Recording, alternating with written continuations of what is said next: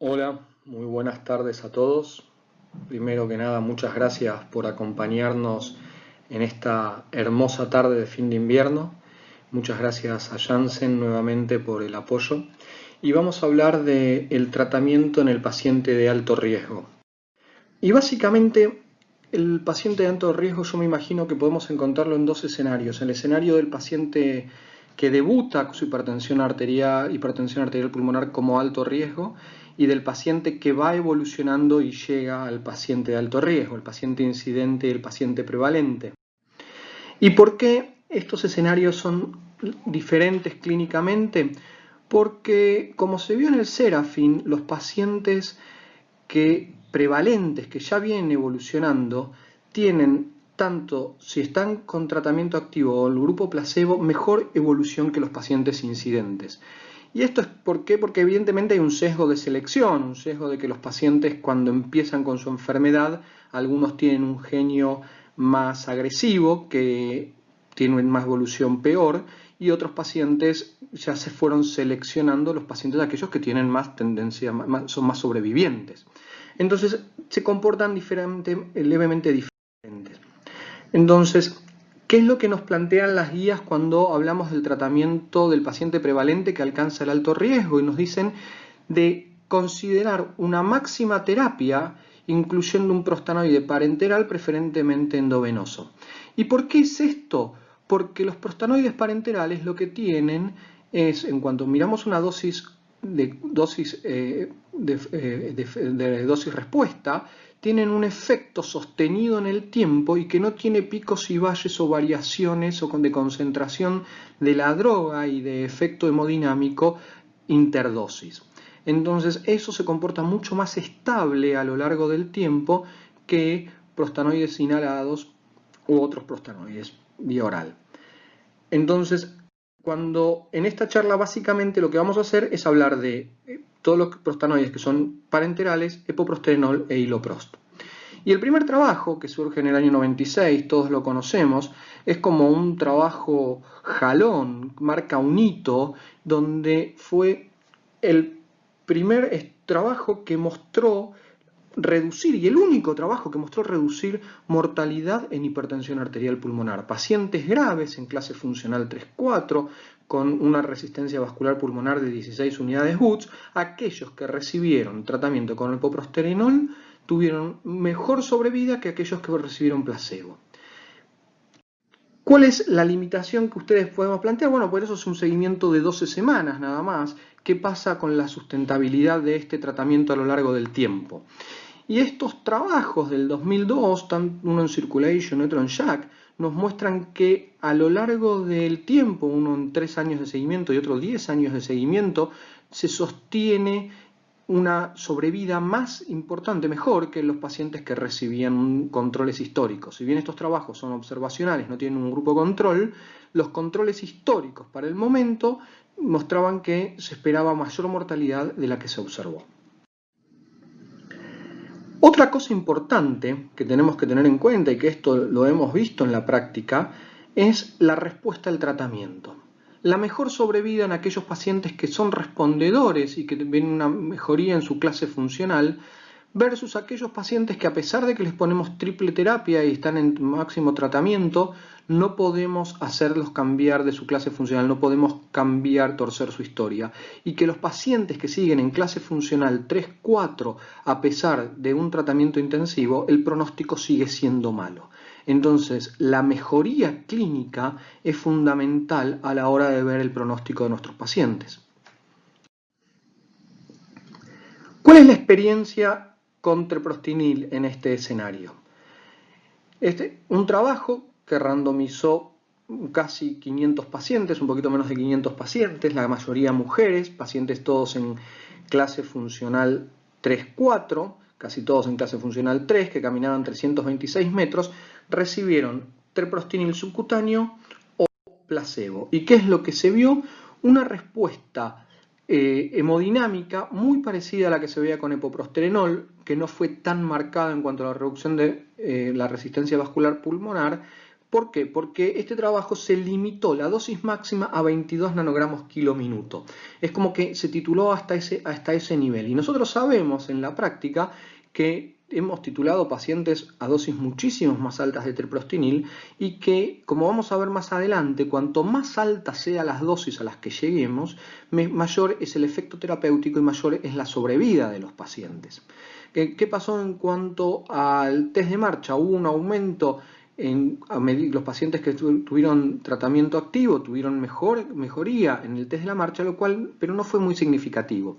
Igualmente esto es algo que yo creo que para el pronóstico, evaluar hoy en día la respuesta por el test de la marcha, es como que nos terminamos quedando cortos porque sabemos que el test de la marcha no es un buen subrogante en cuanto a la mejoría. No tiene capacidad de los pacientes que mejoran de discriminar quiénes son los que van a sobrevivir y quiénes no, los que no van a sobrevivir.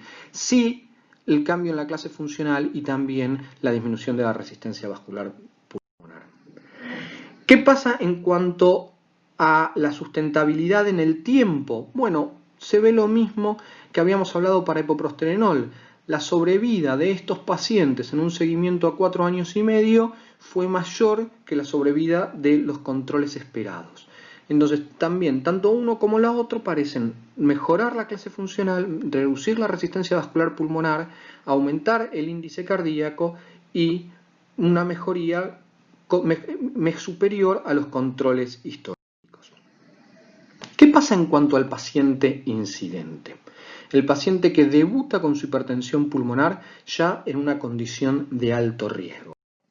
¿Qué es lo que nos plantean las guías? Empezar con una triple terapia y preferentemente endovenosa. A punto de partida de qué? De la primera experiencia de esto del grupo francés, que 18 pacientes que estaban en clase funcional 3 o clase funcional 4, a los cuales les hicieron un upfront de triple terapia de inicio con epoprostenol, y lo que se vieron es un aumento significativo del índice cardíaco, disminución significativa de la resistencia vascular pulmonar, tanto a la reevaluación de los 4 meses como en el seguimiento alejado, y que lo que ustedes pueden ver en este caso es cómo de los pacientes que habían empezado todos en clase funcional 3-4, en el seguimiento todos estaban en clase funcional 1-2, y cómo la test de marcha de 227 metros pasaron a caminar 514 metros. Y la realidad que nosotros en nuestra experiencia en pacientes en clase funcional 4, cuando iniciamos triple terapia, vimos algo bastante parecido. Este año, hace muy pocos meses, se publica la primera experiencia con treprostinil, 21 pacientes en clase funcional 3-4, tratados con sildenafil, bosentan y treprostinil, uno solo grupo, sin grupo control. ¿Y qué es lo que se vio? Lo mismo, una disminución muy significativa de la resistencia vascular pulmonar, 10 unidades Hz de disminución, de 16 a 5.5 unidades Hz de disminución de la resistencia vascular periférica, un aumento de 1,7 litros por minuto del índice cardíaco y reducción de la presión arterial pulmonar media. O sea, un importante impacto en cuanto a la mejoría hemodinámica. ¿Qué es lo que importancia de esto? De vuelta, que como vimos en el paciente prevalente, cambia y abre las aguas a aquellos pacientes que mejoran y que tienen una buena respuesta clínica frente a los pacientes que, a pesar de la máxima terapia, no logran cambiar su clase funcional y su estatus clínico.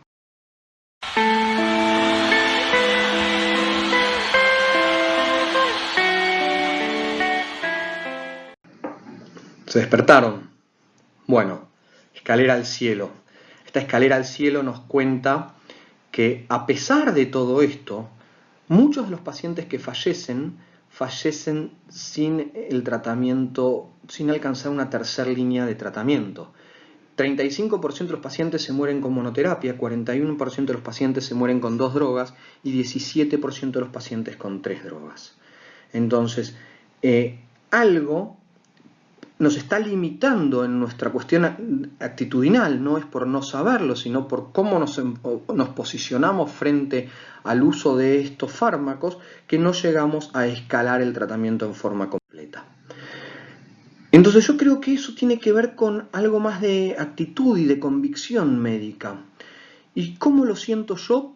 lo siento como cuando uno está en la guardia y viene un paciente en edema agudo de pulmón, le da furosemida y llena la bolsa de orina. Bueno, y al rato el paciente está mejor y uno está contento porque vio ese efecto. Bueno, a mí me pasa un poco algo así. Cuando uno ve y tiene un paciente que está con el ecocardiograma superior, con dilatación de cavidades derechas, con derrame pericárdico, aplanamiento del septum, y lo trata, y unos meses después tiene este ecocardiograma, la verdad que es una gran alegría, uno siente una sensación de satisfacción muy importante. Entonces, por eso creo que la convicción del médico al momento de indicar los fármacos es fundamental. Obviamente que eso hay que enmarcarlo en una cuestión que tiene que ver con la condición sociocultural del paciente, si tiene una familia continente y la presencia de comorbilidades.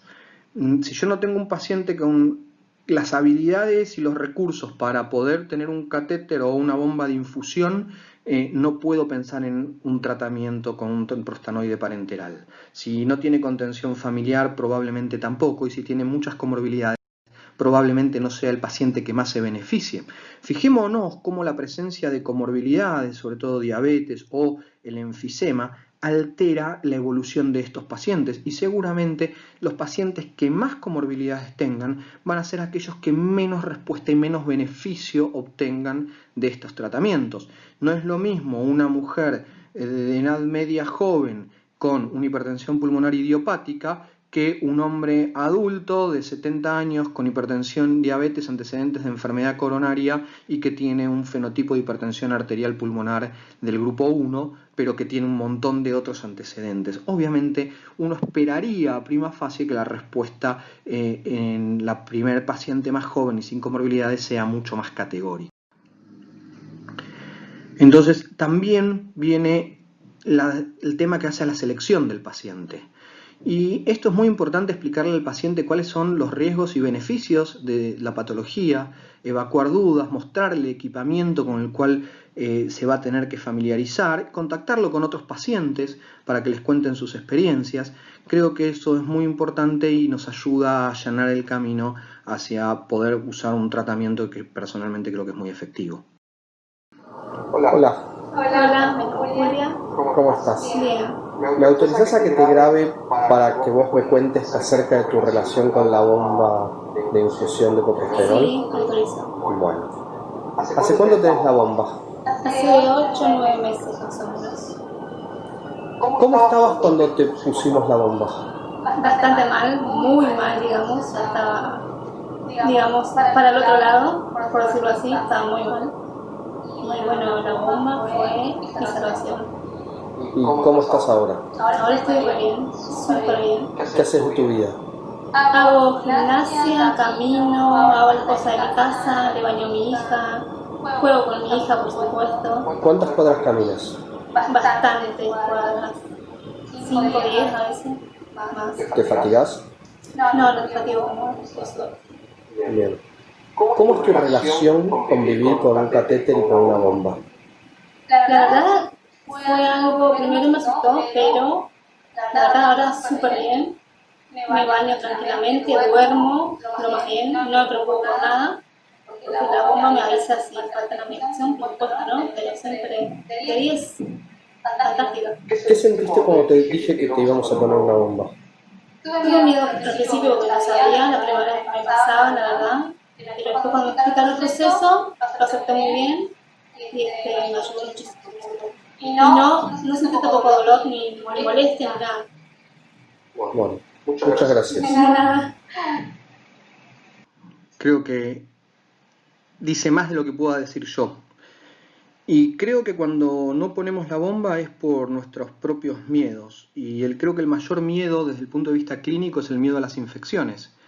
Pero si nosotros vemos cuál es la tasa de infecciones por 1000 pacientes, por 1000 días, vemos que esto implica a tratar 22 pacientes por un año para tener una infección asociada a catéter. Entonces creo que la educación del paciente, el conformar un equipo donde le enseñemos al paciente cómo cuidar su catéter, cómo higienizarse, cómo cargar la medicación, es fundamental y podemos disponer de un arsenal terapéutico válido con un riesgo que creo que es mucho menor que dejar la evolución de la enfermedad a su libre albedrío. ¿Cómo implementamos nosotros estos tratamientos? Bueno, básicamente internamos al paciente durante, en principio, 5 días, y la duración de la internación depende de la habilidad que desarrolle y la amistad que desarrolle el paciente con el equipamiento. Si vamos a usar epoprostenol, le ponemos un catéter de PIC, y si vamos a usar treprostinil, le ponemos una bomba, que eso lo hablamos donde el paciente en principio sienta que es más cómodo, en el brazo, en el abdomen, en el dorso, y donde él sienta que está más cómodo y le duele menos, y también la podemos ir rotando, después de la colocación del método de infusión le enseñamos a utilizarlo, a cambiarlo, a hacer las curaciones, a cambiar los cassettes de la bomba, a preparar la medicación. Para eso usamos un cassette de simulación, usamos la segunda bomba que tenemos para que el paciente cargue y descargue y pruebe cómo cargar la medicación, supervisado por nosotros o por un enfermero o un técnico en catéteres.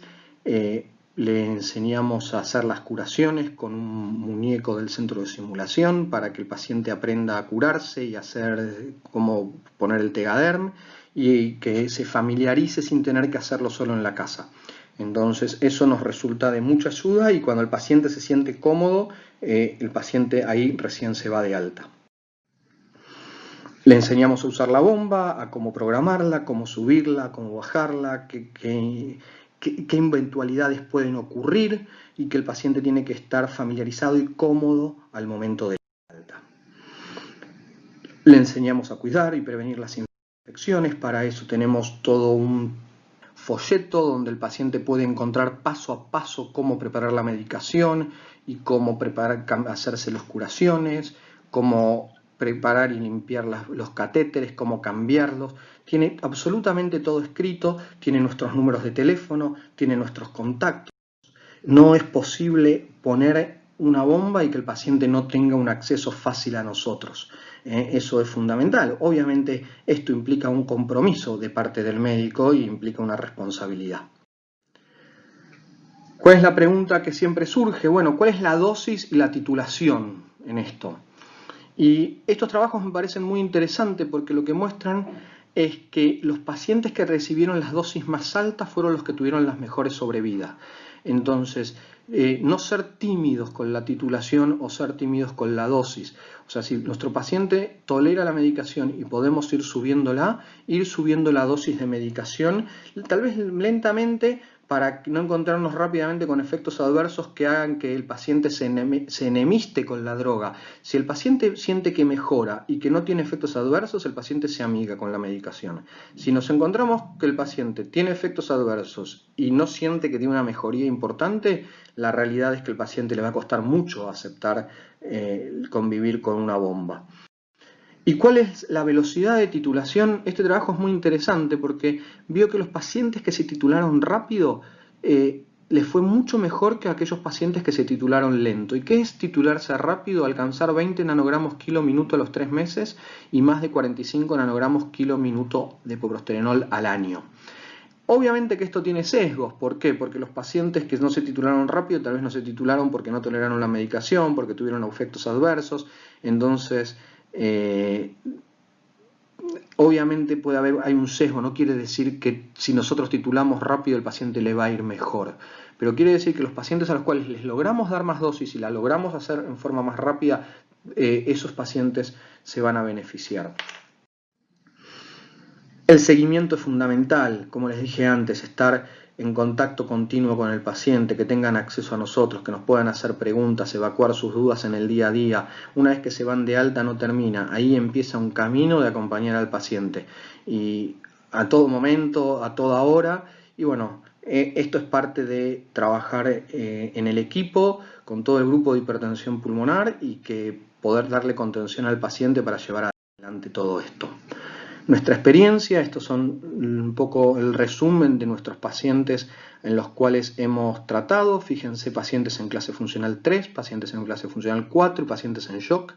De los pacientes en shock son pacientes que llegaron al hospital en muy mal estado, algunos con falla multiorgánica, y de los 3 pacientes que estaban shockados, solo una paciente realmente tuvimos una mejoría espectacular y hoy está en clase funcional 1, caminando 500 metros, con un semáforo absolutamente en verde, un ecocardio recuperado, pero la realidad es que en sí todos los pacientes mejoraron y nuestro mediana de incremento de marcha fue de 176 metros, un poquito menos que lo que se vio en los trabajos de treprostinil y de epoprostenol, pero claro, una población mucho más heterogénea, una población de la vida real, y una de las cosas que aprendimos es que cuanto antes pongamos el tratamiento, más efectivo es, pero si vamos a ir tarde es mejor que no hacerlo nunca.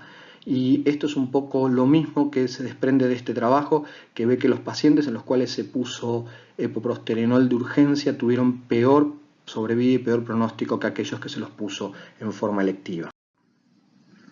Aquellos pacientes que tuvieron epoprostenol como terapia de inicio les fue mejor que aquellos pacientes que se los puso con su enfermedad más evolucionada. Entonces, un poco lo que creo es, hoy en día, como hablamos la semana pasada, es del remodelado del ventrículo derecho. Cuanto antes logremos evitar el deterioro de ese ventrículo derecho, eso impacta en la sobrevida.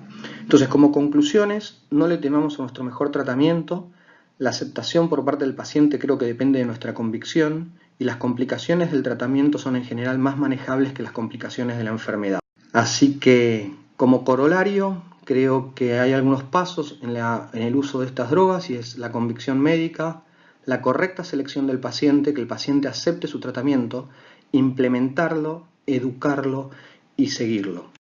Y si después de todo esto el paciente no logra la mejoría, siempre considerar en referir a los pacientes y evaluarlos para un trasplante bipulmonar, porque eso también es una salida. Y bueno, Luana se trasplantó hace 3 años, me mandó el otro día estas fotos y le pedí permiso para compartirlas hoy con ustedes. Muchísimas gracias.